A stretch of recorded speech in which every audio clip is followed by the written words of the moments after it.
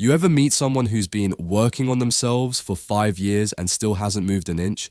Yeah, growth is the new excuse for doing nothing. We glamorize the grind so hard that now everyone thinks reading a self-help book on a Sunday somehow offsets a decade of procrastination, victimhood, and blaming their parents. But here's the deal. Life doesn't care how busy you look. Life pays out to the ones who make themselves useful, dangerous, and undeniable. You're either evolving or you're decaying. And no, posting quotes from Stoic philosophers doesn't count as progress. You don't need another vision board. You need results. You need a personal revolution that's less positive vibes only and more burn the comfort zone to the ground. So if you're allergic to accountability, addicted to excuses, or still waiting for the right moment, close this now. You're not ready. But if you've got the stomach to dismantle every soft, convenient lie you've built your identity on, then keep listening, because this is where the transformation begins. And no, it won't be pretty, but it will be real. Today, we're talking about The Diary of a CEO, The 33 Laws of Business and Life by Stephen Bartlett, serial entrepreneur, multi-millionaire by 30, youngest dragon on Dragon's Den, and the founder of multiple companies worth over $1 billion combined. He didn't come from money. He didn't come from connections. He came from pain, pressure, and the type of internal war most people run from, and he built empires out of it. This book isn't just another how-to. It's a law book for greatness, split into 4 core areas: the self, the story, the philosophy, and the team. These aren't suggestions. These are truths forged in fire, mistakes, and hundreds of interviews with the world's most powerful minds. But first, quick disclaimer. This video falls under the Fair Use Act and is for educational purposes only. The video is transformative, loaded with original commentary, real-life insight, and new context, not just regurgitated summaries. Now listen carefully.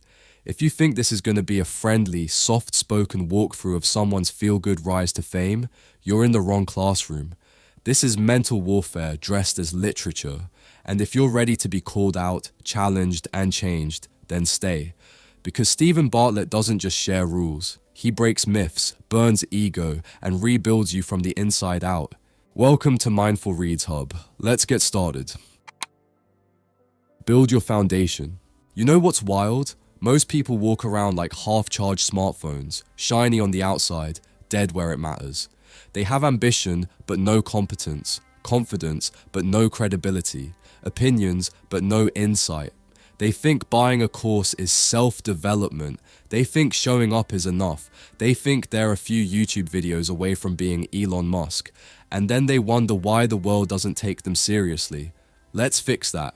See, belief doesn't come from quotes on Instagram, respect doesn't come from demanding it, and leadership, real leadership, doesn't show up with a blue tick.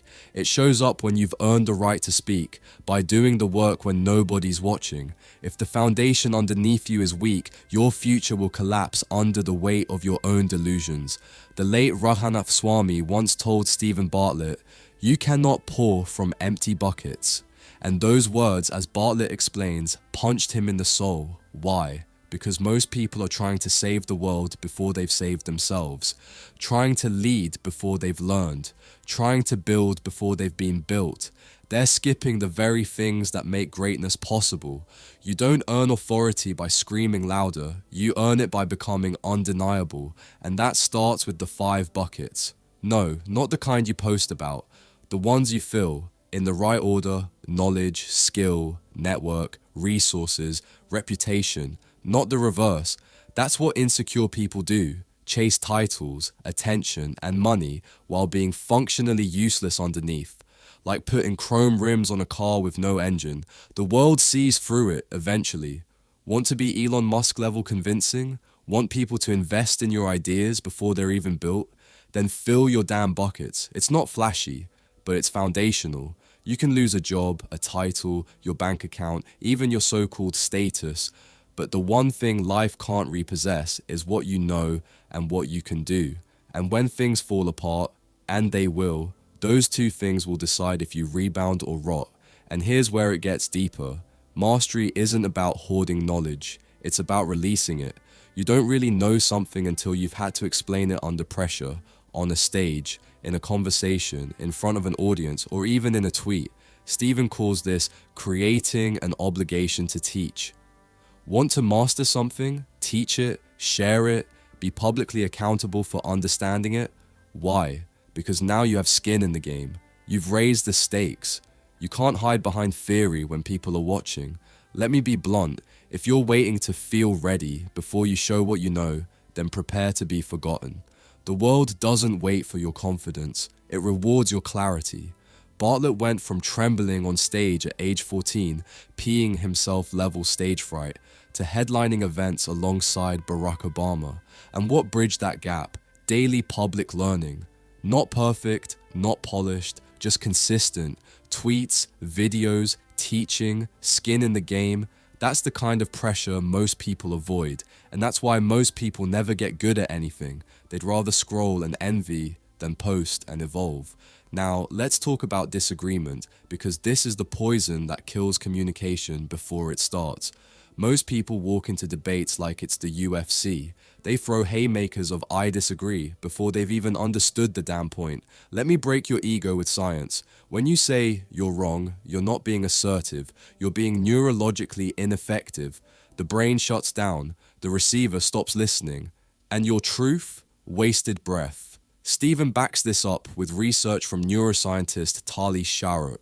When people feel understood, their brain stays open.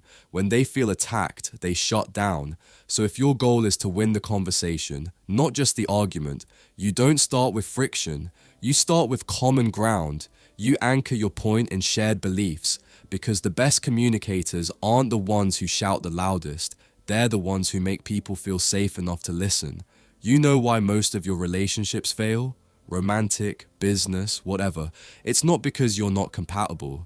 It's because your ego talks louder than your empathy. You'd rather be right than be effective, and that's why you lose influence every single time. You want power? Learn to speak so that people want to listen. Learn to listen so that people want to talk. Let's tie this together.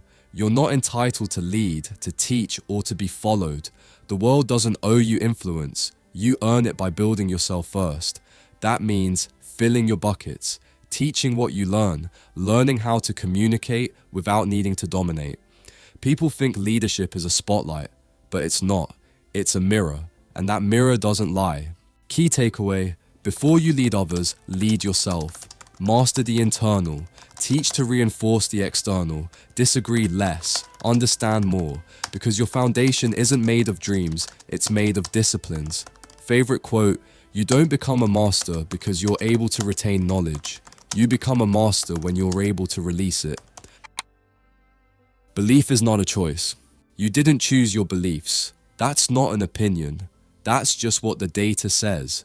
And if you're rolling your eyes right now, congratulations, you're already proving the point. Most people believe that what they believe is a product of deep thinking, evidence, rationality, and logic. But let me drop a bomb. If your beliefs were so consciously chosen, then you could change them instantly when they no longer serve you. But you don't. You hold on to them like family heirlooms, even when they're toxic, irrational, or flat out delusional, because what you actually believe is trained, conditioned, and inherited, not chosen. Let that slap land. Stephen Bartlett proves this by running a thought experiment that forces you to confront your illusion of control. Imagine your loved one at gunpoint. The terrorist says, "Believe I'm Jesus Christ or they die." Could you actually believe it? Genuinely? No, you couldn't. You could say you do, but you wouldn't believe it. And that right there proves the whole point. Belief isn't a choice, it's a consequence of conditioning, repetition, trauma, reward systems, and brain chemistry, not your free will. Now let's get even more uncomfortable. If you don't choose your beliefs, then guess what? You also didn't choose the beliefs that are holding you back. The ones that say you're not good enough. The ones that whisper you're too old, too dumb, too fat, too late. Those beliefs were programmed into you by lazy parents, broken teachers, failed friends, toxic cultures, and echo chambers dressed as communities. And you're still carrying them like they're gospel. That's not power, that's programming. So what now? Are you screwed? No, but here's the twist. Even though you didn't choose your beliefs, you can rewire them. Not with mantras, not with vision boards, but with new evidence. Beliefs don't shift because you want them to. They shift because you give your brain a better story. If your brain is a lawyer, evidence is the witness testimony. Want to believe you're confident? Go perform in public. Want to believe you're resilient? Do hard things on purpose? Want to stop believing you're unworthy? Start showing up like you're not, because the belief follows the behavior, not the other way around. Stephen says it best when he explains how his paralyzing fear of public speaking didn't disappear from thinking differently. It disappeared when he did it again and again and again, until the evidence stacked up so high that his old belief collapsed under the weight of truth. But here's the trick most people miss. You can't just tell yourself a new story. You have to live it. Otherwise, it's not evidence, it's just fantasy. And the brain doesn't buy into fantasy. It buys into friction, into repetition, into reality. So if you're sitting there journaling about how you are enough, but every action you take screams, I'm terrified, then guess what? Your brain doesn't care what your pen says. It cares what your patterns say. Let's go deeper. Why do people resist weird ideas? Why do they roll their eyes at Web3, laugh at crypto, mock AI, ignore decentralization, or scoff at veganism, polyamory, or mindfulness? Because it threatens their pre-installed software. Anything that shakes the structure they're standing on feels like danger. Not because it's dangerous, but because it's unfamiliar. This is where leaning into the weird becomes your evolutionary edge. You want to know what separates future billionaires from keyboard philosophers? Curiosity. When something feels stupid or too weird, most people run, but high performers lean in. They don't wait to understand something fully before engaging. They engage to understand it. They don't ask, does this align with what I already believe? They ask, what if I'm wrong? And that question, my friend, is how revolutions begin. So how do you evolve your beliefs? Simple. Ask better questions. There's a reason Ronald Reagan changed the course of American history with one line. Are you better off now than you were 4 years ago? That wasn't a speech. That was psychological judo. He didn't tell people to doubt Carter. He asked them. And the second you ask, you engage the brain's ownership bias. The brain wants to protect its answers, so it goes searching. And if the answer you get is inconvenient, it hits you harder than any fact ever could. You want to start working out? Stop saying, I'm going to the gym. Start asking, will I go to the gym today? Because if you say yes, you've now made a commitment. If you say no, you have to look yourself in the mirror and own the lie. No escape routes, no poetic justifications, just binary truth. Will you? Yes or no? This is the question behavior effect, and it's one of the most underused weapons in self-mastery. You want to make someone change? Don't preach to them. Don't post another TEDx link. Ask them a question so good it leaves them no place to hide. Because when people answer, they confront who they really are, not who they wish they were. And once they do that, their old beliefs don't stand a chance. So let's make this personal. What beliefs are still running your life that you didn't choose, that you never challenged, that you inherited like a curse and now treat like a crown? Because here's the ugly truth. What you believe isn't true. It's just familiar. And until you start asking the questions that scare you, you'll keep living a life that doesn't. Beliefs are scaffolding. You can't build higher until you inspect it. Rip out what's rotten, reinforce what works, and build again. Key takeaway. Beliefs aren't chosen, they're conditioned, but they can be changed by confronting them with new, consistent evidence and asking the kinds of questions that force your brain to think, not obey. Your growth will be measured by how many scary questions you're willing to answer. Favorite quote: stop telling yourself you're not qualified, good enough, or worthy. Growth happens when you start doing the things you're not qualified to do.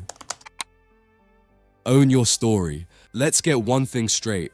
No one is coming to rescue you from the story you've been telling yourself.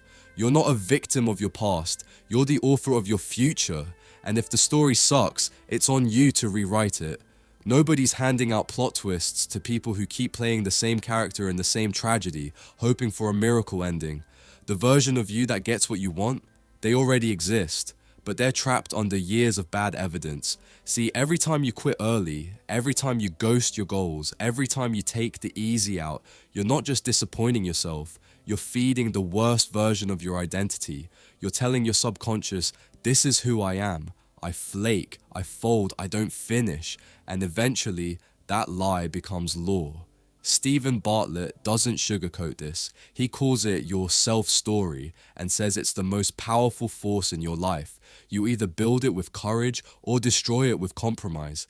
And that self-story, it's not written with words, it's written with actions. The reps you skip, the conversations you avoid, the habits you justify, every one of them is a sentence in your internal biography. And that story, it dictates how far you'll go, period. You want mental toughness? Don't look for hacks, look for evidence. Do the extra rep when no one's watching. Take the cold shower, make the awkward call. That's how you build first-party proof. And once that proof stacks up, your story changes. And when your story changes, your life follows. Let's talk about habits, because your behavior is the ink on the page of your self-story. The problem? Most people think they can fight a bad habit into submission. Spoiler alert, you can't. You don't beat habits by fighting them. You beat them by replacing them. Try to just stop smoking, binge eating, procrastinating, and your brain will laugh in your face, because willpower is a resource, not a superpower. And when it runs out, you go right back to the loop. What Stephen and behavioral science make painfully clear is that habits run on cues, routines, and rewards. You can't kill the cue, you can't delete the urge, but you can hijack the loop, swap in a new reward, break the routine, give your brain something else to anticipate. That's how his dad, a lifelong smoker, quit. Not by white-knuckling through cravings, but by swapping cigarettes with lollipops. He didn't quit smoking, he started sucking candy. Subtle, stupid, effective. If your current approach to change feels like a war, you're doing it wrong, because fighting drains energy.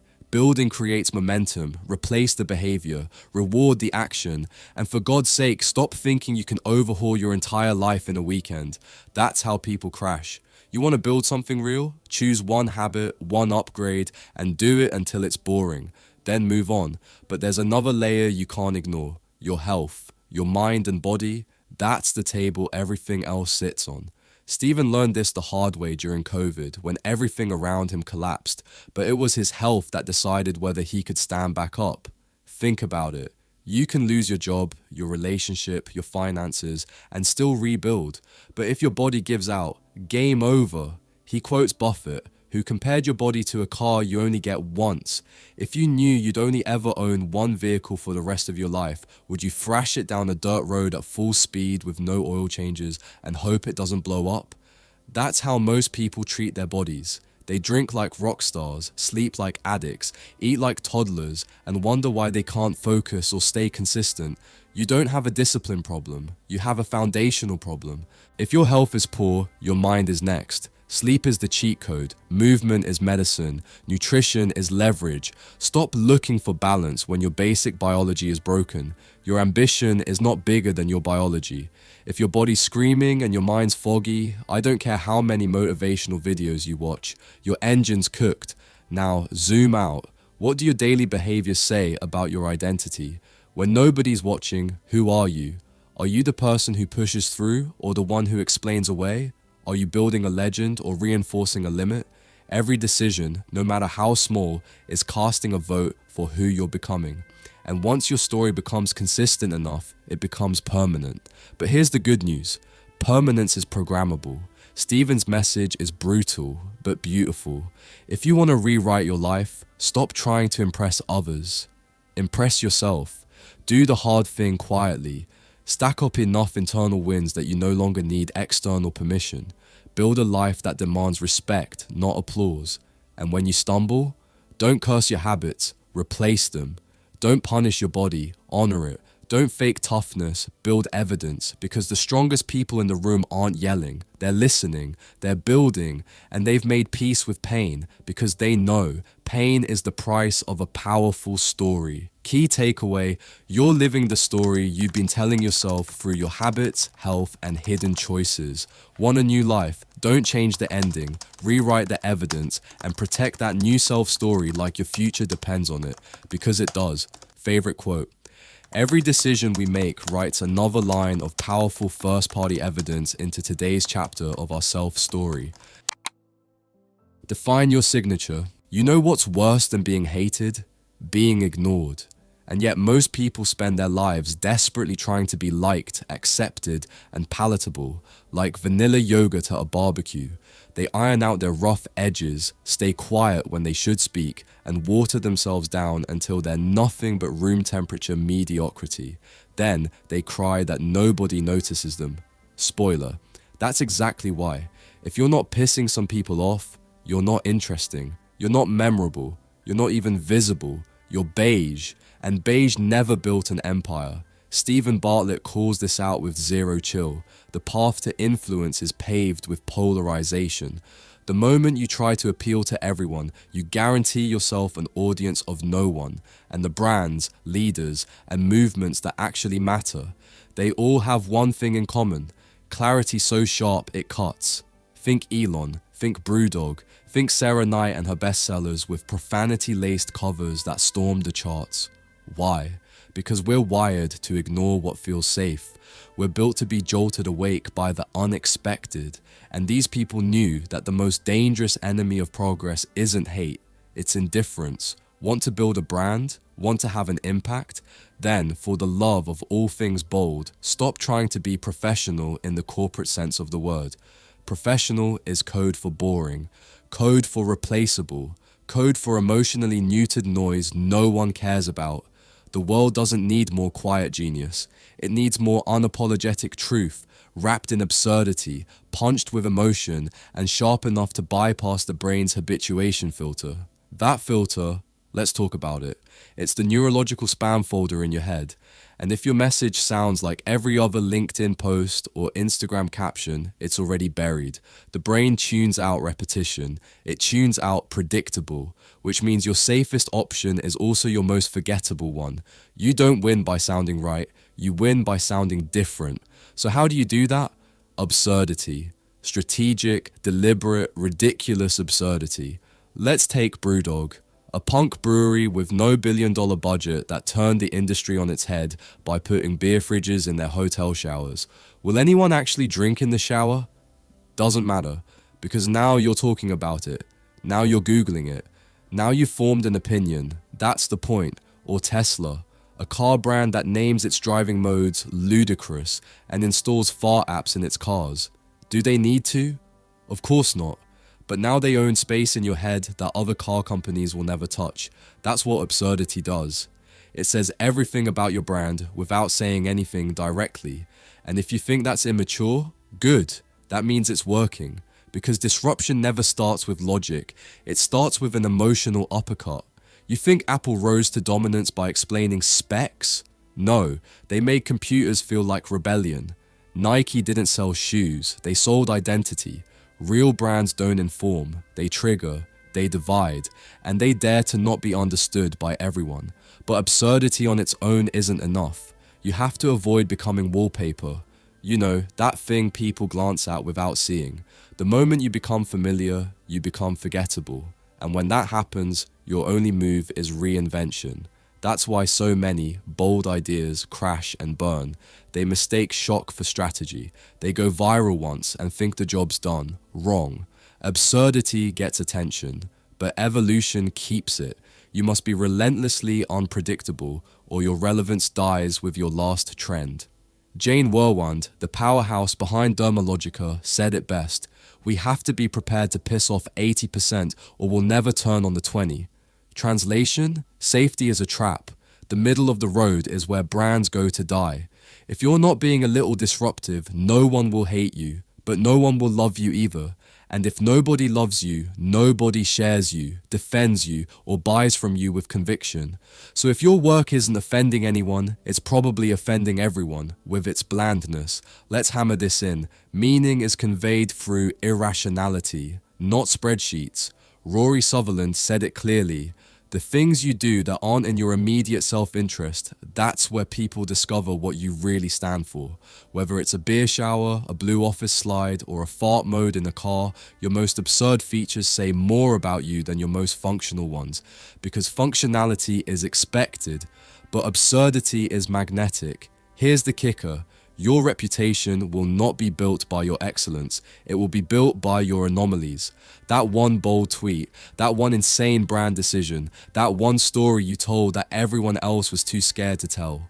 That's what people remember, because the world doesn't run on logic. It runs on attention, and attention isn't given. It's earned by showing the hell up in a way that nobody else dares to. So, what are you doing that's truly unforgettable? What about your brand, your presence, your personality makes someone stop scrolling? If you can't answer that, you're wallpaper. And if you're wallpaper, you're invisible. Key takeaway: don't be normal. Don't be liked by all. Be loved by the few and loathed by the many, because that's how you matter. Lean into absurdity, weaponize emotion, and above all, never ever let yourself become wallpaper. Favorite quote: we have to be prepared to piss off 80% or we'll never turn on 20%. Moonshots and friction. You ever notice how people say, go big or go home, like it's a motivational quote, like that's supposed to scare us into action? Let's be real, most people do go home, and they stay there, on their couch, watching other people build empires on Netflix while they plan their own moves in their notes app that hasn't been opened since 2022. Because here's the truth, no one wants to admit. It's not that people are afraid to dream big, it's that they're terrified of the resistance that comes with chasing those dreams. They want the moon, but can't handle the gravity. Stephen Bartlett doesn't let you off the hook. He wants you to shoot your psychological moonshots, and he's ruthless about what that means. It means ignoring the logic that keeps you safe. It means adding friction, not removing it. And it means realizing that perception, not perfection, builds value. Let's talk about friction. You think the path to success is convenience, that ease equals value, that customers want it faster, cheaper, smoother? Wrong.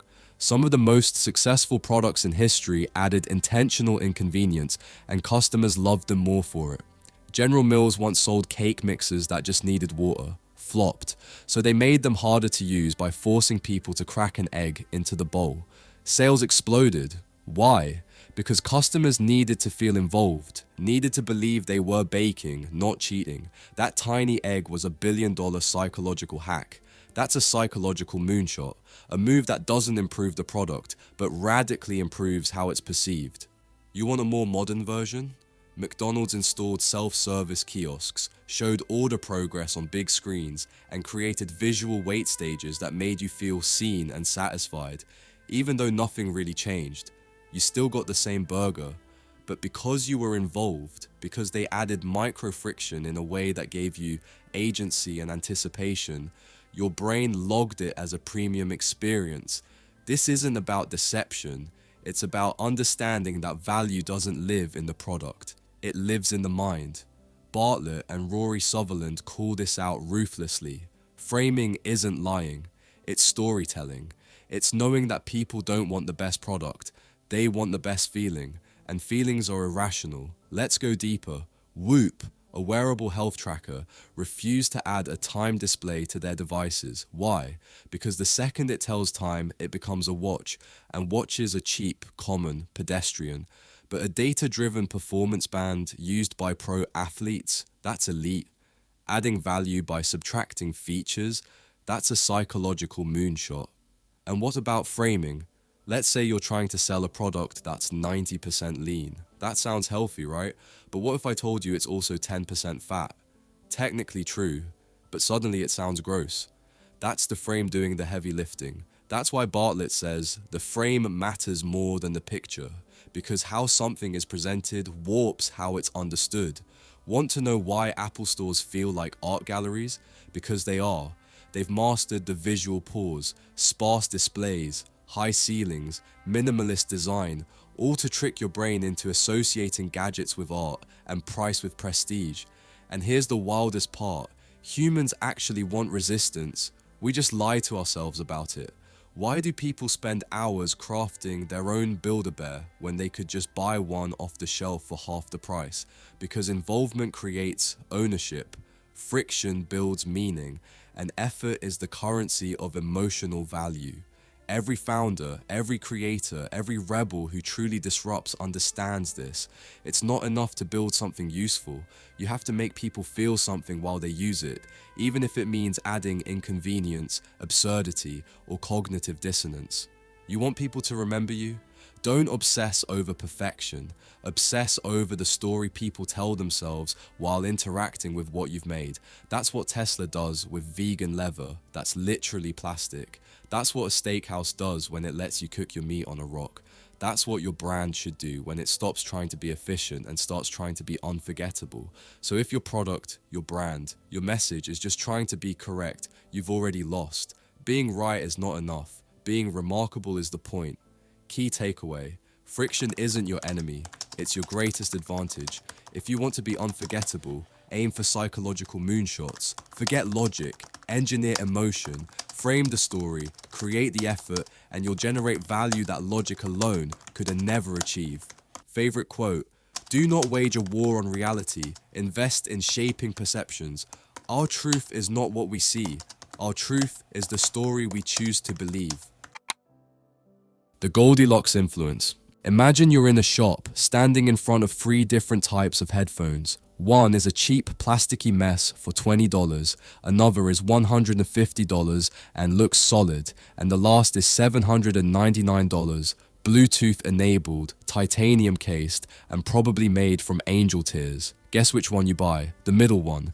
Not because it's the best, but because it feels like the smartest. You've just been psychologically seduced, anchored, nudged, and nudged again by the ancient voodoo that is the Goldilocks effect. And guess what? You didn't even know it. Welcome to the beautiful manipulation that decides everything from your lunch to your career. Let's break it down before your ego gets in the way. You don't make rational choices, you make comparisons.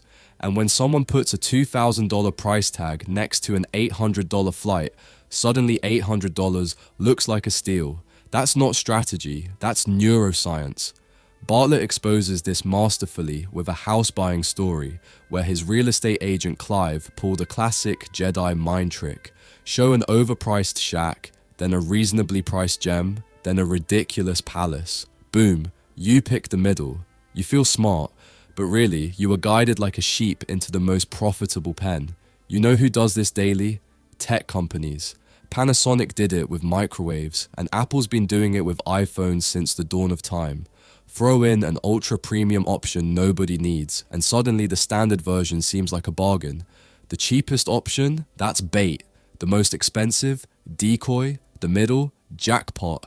This tactic is everywhere. Subscription plans, wine menus, gym packages, and if you're not using it, you're getting used. Then there's the part people skip because they think it's nice to have instead of mission critical. The first 5 seconds of anything. Your pitch, your product, your content, your damn existence. If you don't hook people in the first 5 seconds, they're gone. Literally. There's data proving this. One marketing campaign in the book bombed purely because the opening shot was a logo. That's right, a freaking logo. After re-editing the intro with a stronger hook, the same video racked up 3 million views in a week. Mr. Beast, the YouTube emperor of Gen Z attention spans, understands this rule better than anyone. Every single video he makes starts with an aggressive promise. Not a "hi guys," not a "today we're gonna." It's, I gave 456 people $1 million to fight in a real-life Squid Game. Boom. Your brain doesn't even have time to scroll. That's the level of violence you need to commit if you want to break through the white noise of the digital world. You don't have 5 minutes to explain. You barely have 5 seconds, and most of you are wasting them. And let's not forget the magic of touch. Apple knows this. Build-A-Bear thrives on it, and your niece with the Elsa doll proves it. People don't want to buy your product. They want to feel like they already own it. The second they touch it, play with it, hold it, it transforms from a product to their product. That's the endowment effect in action. Once something becomes mine, logic dies and emotion takes over. Why do test drives sell cars? Why do makeup brands offer samples? Because nobody wants to buy blind. They want the illusion of safety. And the moment you give people permission to try before they buy, they start convincing themselves to keep it. Not because it's better, but because they have already imagined it as theirs. Here's the uncomfortable truth. If your product isn't selling, maybe it's not the product. Maybe it's your context. Maybe it's your framing. Maybe it's the fact that you're handing someone a masterpiece wrapped in boredom. You don't need to change your product. You need to change how people feel about it.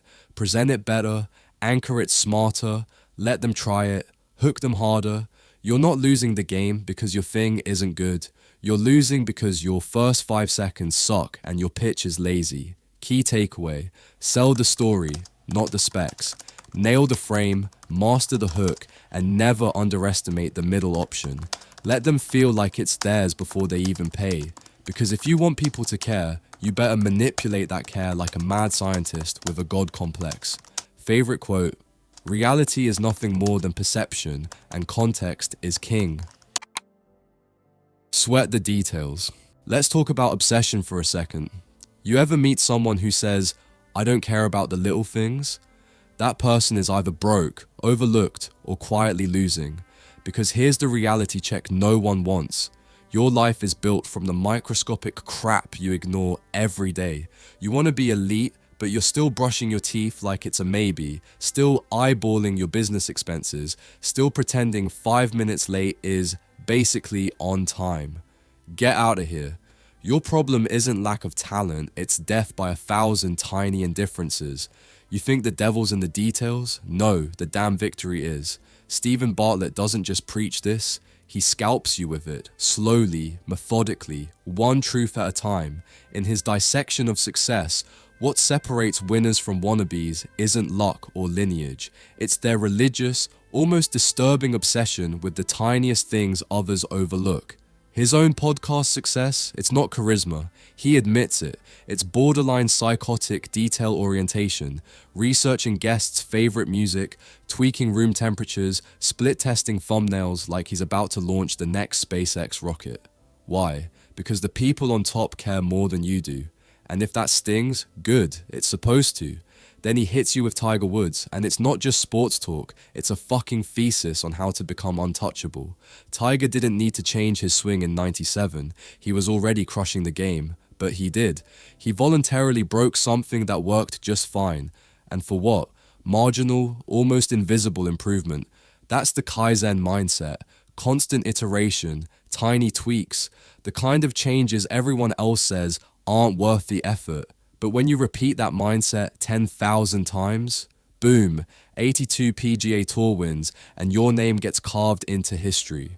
While you're still waiting to feel motivated, he's busy building legacy off the tiniest gains you couldn't be bothered to make. You know who else gets it? Toyota.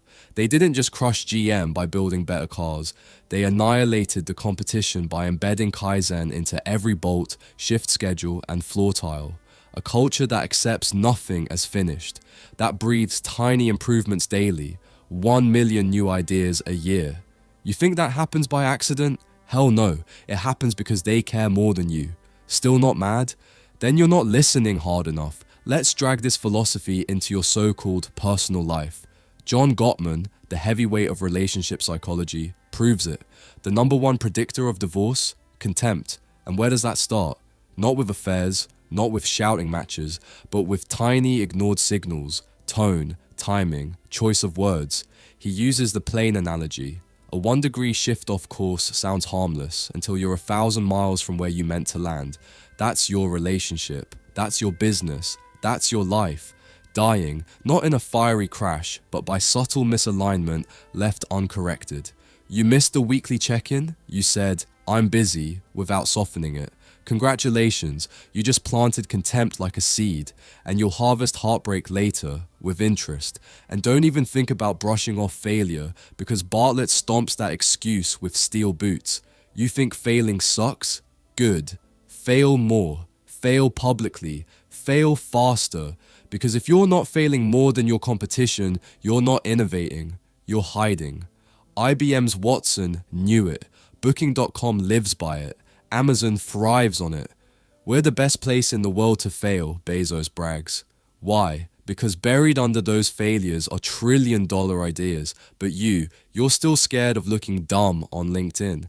You're still waiting for perfection before you post. You don't need perfection. You need more broken attempts, and you need them now. You want to win? Then learn to outfail everyone. Not just more often, but more intelligently. Create experiments. Build failure into your process. Make failure a KPI. Booking.com has an entire experimentation platform. Amazon has a business graveyard that could rival a war memorial. Do they care? Not even close. Because every big win covers 1,000 corpse-like flops. Welcome to the real game. So here's the truth that will piss off the lazy part of your brain. There are no big breakthroughs. Only thousands of micro wins compounding while your competitors scroll TikTok.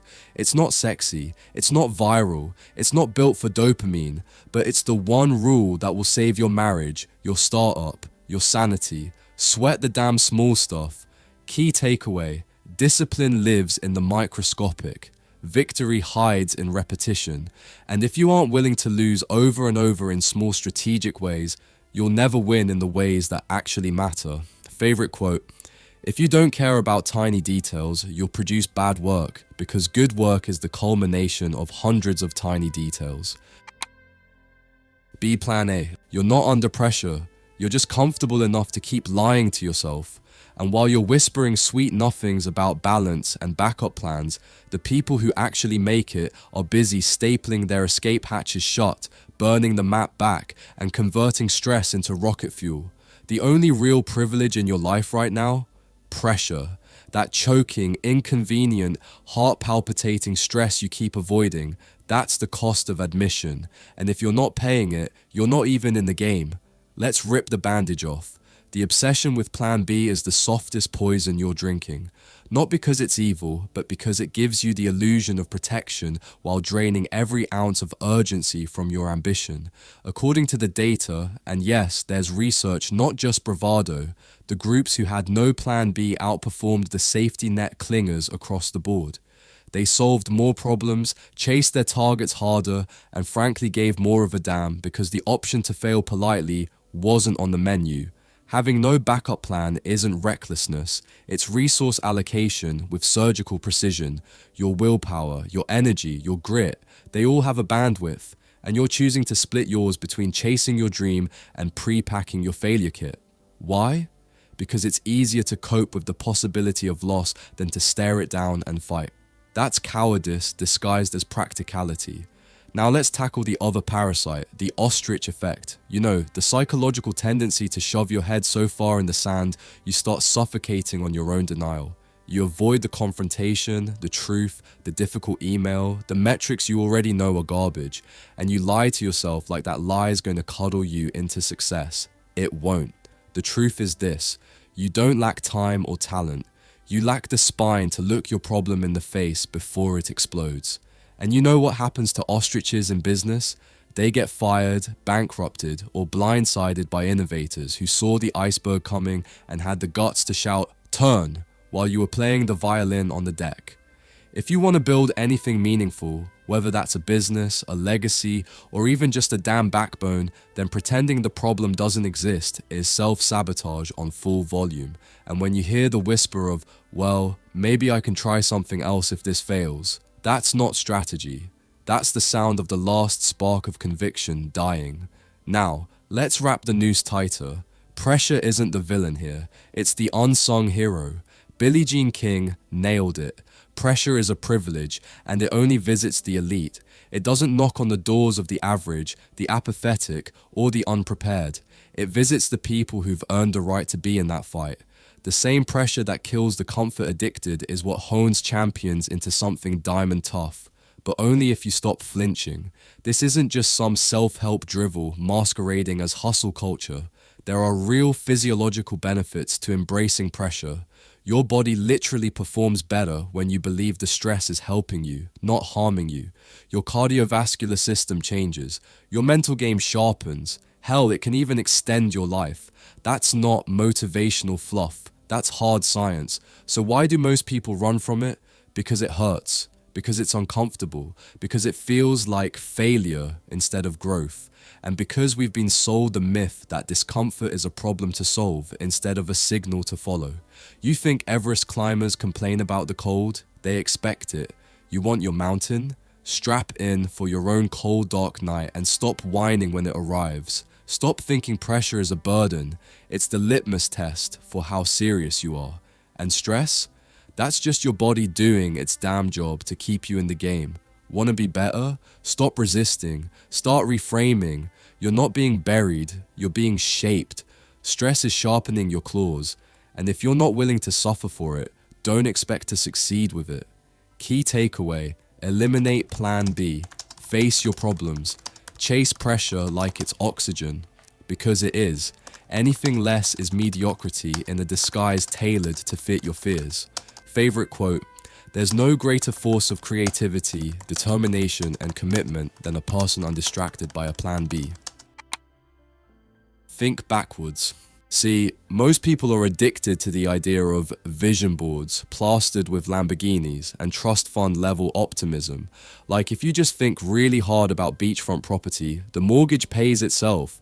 They've been sold this sugar-coated fraud of just manifest it, babe, without ever being handed the crowbar of realism that actually builds a life worth envying. Here's the brutal truth. If you're only visualizing success, you're setting yourself up for a faceplant, because while everyone else is out there aligning their chakras and sipping overpriced turmeric lattes, the real players are doing something very different. They're playing dirty. They're betting on worst case scenarios. They're building their empire with one eye on the collapse. And if that feels cynical, good. It should, because if you're not asking, why will this fail? You're walking into the storm without an umbrella, wearing flip-flops and humming Don't Stop Believing like it's going to save you. It won't. What will save you?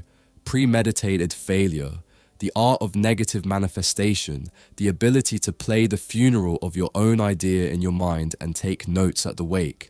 The author delivers this through the story of a failed startup, a Facebook-sized lesson masquerading as a student platform. Millions lost, time gone, ego shattered, and all it could have taken to dodge the explosion was one question. Why will this fail? That's it, not what could go wrong, because that still wears a smile. No, this is different. This is assume it's dead, now tell me what killed it. That kind of thinking rewires you for clarity. It cuts through the hype, the ego, and the self-help nonsense. It takes the glitter and says, cool, now show me the dirt. Negative manifestation is not pessimism, it's strategy. It's chess, not wishful checkers, and it's how winners insulate themselves against collapse. Not by pretending risk doesn't exist, but by dragging it into the light and choking the life out of it before it can grow. Now let's talk discipline, because this is where most people fall apart. You don't lack willpower, you lack architecture. You don't need another productivity hack, you need to understand the equation. Discipline equals the value of the goal plus the reward of the pursuit minus the cost of the pursuit. That's it. That's the math. And if the cost is too high, psychologically, emotionally, socially, your brain will cash out no matter how good your morning routine looks on Instagram. So what do the elite do? They don't just set goals, they lower friction, they remove the cost of entry. One example, if you want to practice every day, don't tuck your tools away. Put them in your face. Make it stupid easy to start. DJ deck in the kitchen sounds absurd, but when the barrier drops, the behavior follows. That's not motivation, that's engineering. Motivation is the guest who might show up. Discipline is the house you build so you don't need the guest. And if you're wondering why your skills aren't translating to money, power, or respect, here's the harsh reality. Context eats competence for breakfast. The same talent in the wrong room is worthless. A world-class violinist in a subway makes less than a busker playing Wonderwall. Why? Because nobody cares unless the frame matches the value. So stop trying to be better. Start choosing better battlegrounds. You're not underpaid because you're not gifted. You're underpaid because you're playing the wrong game. Graphic designers making £200 a flyer in Manchester are now making £1.2 million in Dubai because they had the guts to reposition. The game isn't get better. The game is move the board. Context multiplies. Same skill, 30 times more reward. It's not just about working harder, it's about working where the reward system is calibrated in your favor. Because life doesn't pay you what you're worth, it pays you what the room thinks you're worth. Change the room, change the game. And here's the kicker, everyone's obsessed with not failing. But the smart ones, they plan the failure before they start. They fast forward to the pain, map it out, and install the fire exits before the house burns. That's what separates professionals from hopeful amateurs. This isn't just business advice. This is how to live without delusion, how to stay lean in spirit, how to make your life failure resistant. Stop asking, what if I win? Ask, what will kill this? Then kill that first. Key takeaway, visualizing success is for dreamers. Real growth starts by visualizing the failure in full, grotesque detail and building backward from there. You win by getting ahead of the chaos, not by pretending it won't come. Favorite quote, discipline equals the value of the goal plus the reward of the pursuit minus the cost of the pursuit. Who versus how? The modern myth of self-made success is powered by hustle porn, solopreneur delusions, and an Instagram feed full of lone wolves pretending they did it all themselves. It's a lie, not a white lie. A cancerous, scale-smothering, empire-killing lie. Because while you're busy trying to figure out how to do everything, the people who win are asking a different question. Who? You think asking for help makes you look weak? Cute. Try building a legacy with burnout. Go ahead, do your bookkeeping, run your marketing, design your website, and clean your inbox while you're at it. Meanwhile, the winners are recruiting assassins. They're replacing, how can I learn this, with who already dominates this? That shift alone is the difference between hustle and horsepower. The book drops a bomb most CEOs are too egotistical to accept. Your genius isn't what builds an empire. Your people do. You're not a genius. You're a glorified recruiter, a culture shaper, a cult builder. Yes, I said it. If your company doesn't feel a little bit like a cult in the beginning, you're not doing it right. Not a murderous Kool-Aid cult, but the type where every team member would tattoo your mission on their chest if asked, where beliefs run so deep they echo in every Slack message, every sales call, every 2 a.m. brainstorm. This isn't about manipulation, it's about meaning. Real belonging beats free snacks every time, because humans don't thrive in transactional workplaces, they thrive in tribes with purpose. You don't need beanbags, you need belief. Let's be real. Most workplaces today are glorified hostage situations. People clock in, count down, and coast. That's what happens when you hire talent and give them mediocrity. That's what happens when you don't raise the bar. One underperformer doesn't just slack, they suck the energy, ambition, and standards out of everyone else like a morale black hole. That's why if you're not firing someone, you're failing someone. You need to be ruthless about the standard. The question isn't, can they do the job? It's, if everyone acted like them, would we be elite or extinct? If the answer's anything short of they'd raise the tide, then it's time to walk them to the door, because no culture survives the cancer of average, and if you're scared to fire, you're already compromised. You're leading with comfort instead of conviction. Real leadership is confrontational. It chooses the uncomfortable truth over convenient lies. It protects the mission at the cost of approval. Sir Alex Ferguson, the GOAT of football managers, built dynasties by axing legends mid-glory if they betrayed the standard. That's leadership, not friendship. But standards don't stick by accident. You need myth, ritual, language, uniform. You need to create shared identity, shared suffering, and shared ambition. You need the us versus them energy, because unity is forged in battle. Whether it's against an industry Goliath, old thinking, or yesterday's version of yourself, your people need a villain to rally against, and you, as the leader, need to be their preacher and their provoker, not their pal. Don't sell perks, sell purpose. Don't offer jobs, offer transformation. Don't build a company, build a cause, and stop pretending you're the bottleneck because you lack skills. That's a lazy excuse disguised as pride. You don't need to learn coding, accounting, or design. You need to find the Richard Bransons of that world and give them a reason to bleed for your dream. As Branson himself said, it's not your job to know everything, it's your job to surround yourself with people who do. Because at the end of the day, your team is not your asset, they are your company. Every dollar, every breakthrough, every movement comes from the humans you attract, empower, and retain. So stop obsessing over how and start obsessing over who. Find the people who don't just want a paycheck, they want a legacy. This is how movements begin. This is how greatness is built. Not by doing everything yourself, but by building a team where everyone is so committed they'd rather die on the hill than give up the mission. Key takeaway: greatness isn't a solo act, it's a recruitment strategy. If you're still asking how, you're not building, you're stalling. Favorite quote: if the culture is strong, new people become like the culture.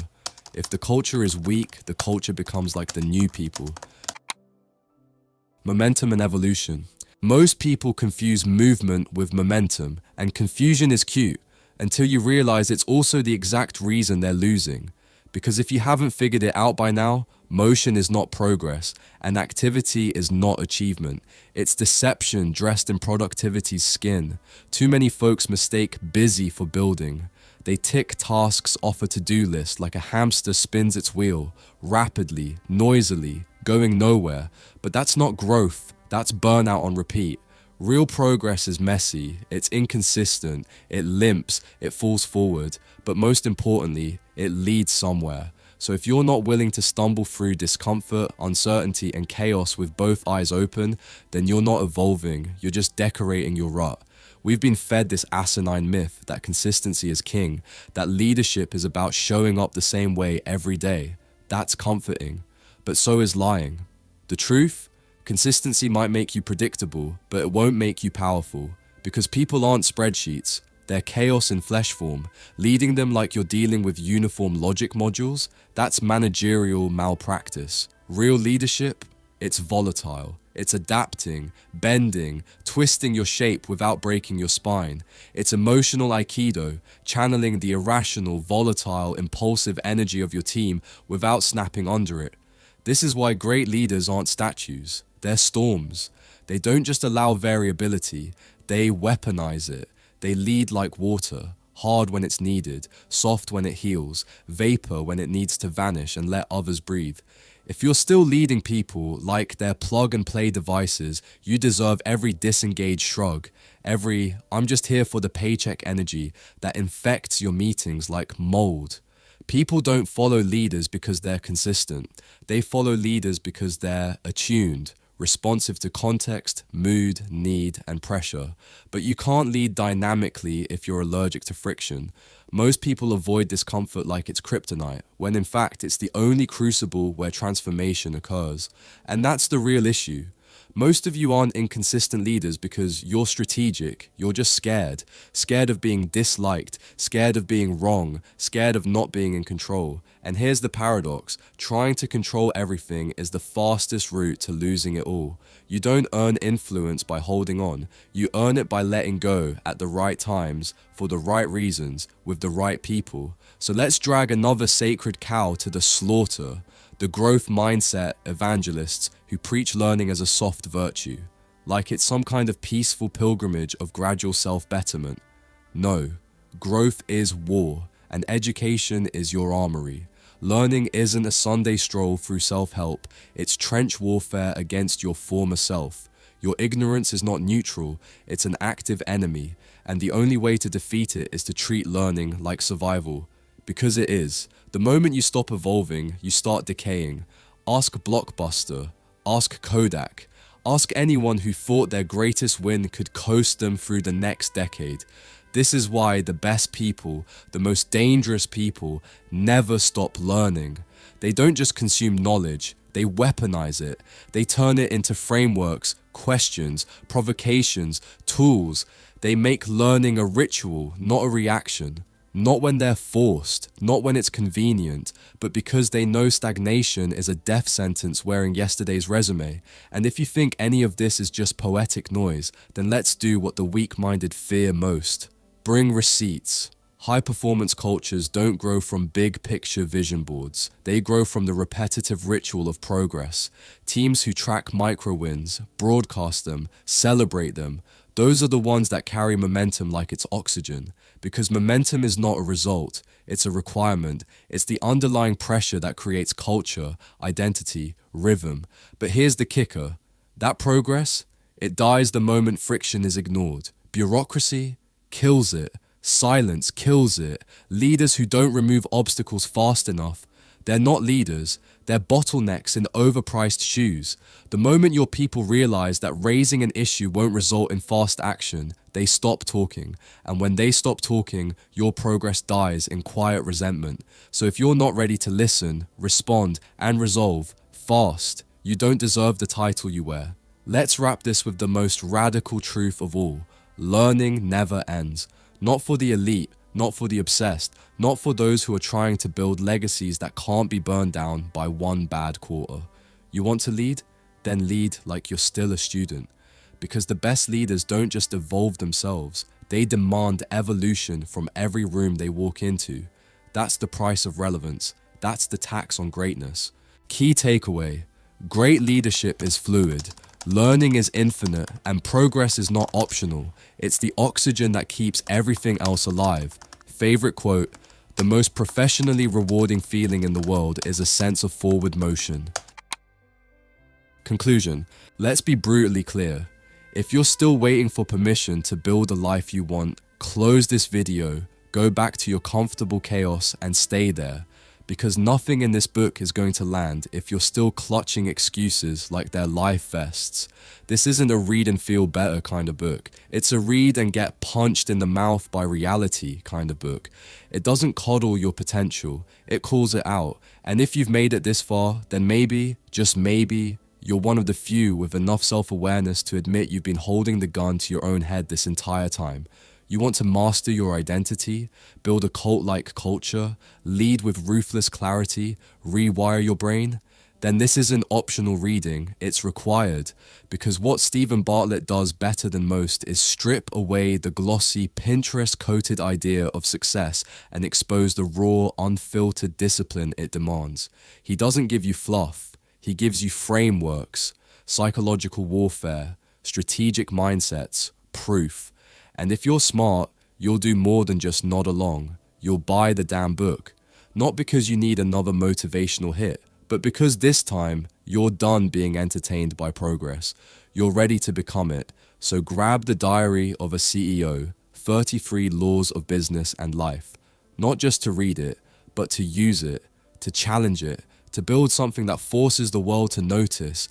And when you're standing on the other side of the version of you who kept playing small, do yourself a favor, never forget who got you there.